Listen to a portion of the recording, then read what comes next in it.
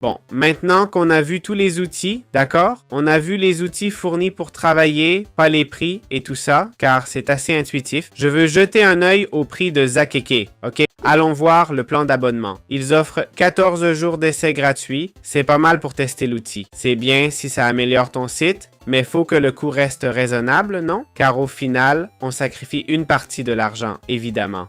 Ils nous disent de choisir le plan selon notre communauté. Ah, ils vont me demander toutes les infos avant de... Non, changeons de plan, voyons voir. Voilà. OK, ils veulent mes données avant de me dire le prix, non? Bon, ça commence à 30 $ par mois. On peut publier jusqu'à 5 produits avec Zakeke dans notre boutique. On paye que si on en vend un avec... Bah, ça ne me plaît pas du tout, hein? Une commission de 2% pour chaque produit personnalisé vendu. Bon, des produits personnalisés, non?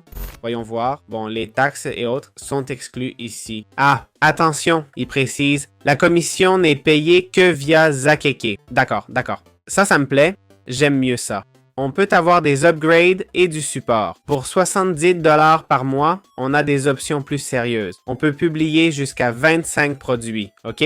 On peut enlever le filigrane, 1,8% de commission, ok, etc.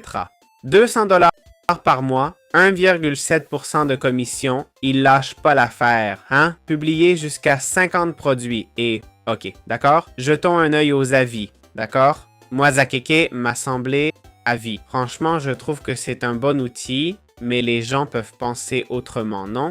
C'est cool de voir les avis, je pense. Allons voir d'abord ceux sur Trustpilot. Tiens, on dirait qu'il n'est même pas enregistré, non? Oh là là. Voyons les avis sur Zakeke. Sur G2, il a 74 avis plutôt positifs. Sur l'App Store Shopify, ça va m'être utile. Dans le logiciel, il a de super avis, dis donc. Waouh, regarde, pas un seul négatif. C'est rare ça. 74 avis sur G2, c'est souvent des pros ou des gros clients qui commentent là. Bon, je ne vais pas tout lire. Si tout est bon, pourquoi lire? Ah, il y a quelques négatifs ici. Sur Shopify, je vais chercher les 1 étoile. Les voilà. Il y en a 8 avec une étoile, attention. Ah, celui-ci se plaint du support.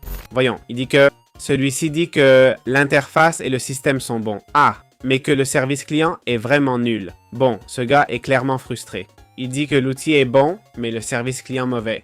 Faut savoir, c'est pas une étoile ça, non? J'ai eu cet outil 6 mois et payé leur équipe pour le modèle 3D, environ 1800 livres.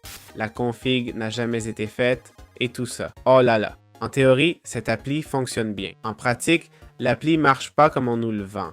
Eh ben, il y a des limites importantes sur les variantes pour le vendeur, couleurs, tailles, etc. Le support est inexistant. Bref, les gens se plaignent surtout du support. Je comprends que les variables seront limitées, évidemment. Qu'est-ce que tu voulais? Peut-être que l'idée était de tout mettre en illimité, non? Je sais pas, franchement. Côté avis, il y a quelques critiques négatives sur le support. C'est sûrement des gens frustrés qui comprennent pas qu'un investissement, ça peut faire gagner ou perdre de l'argent. Mais bon, globalement, c'est du 4,9 sur 5. Donc ça a l'air d'être un super outil.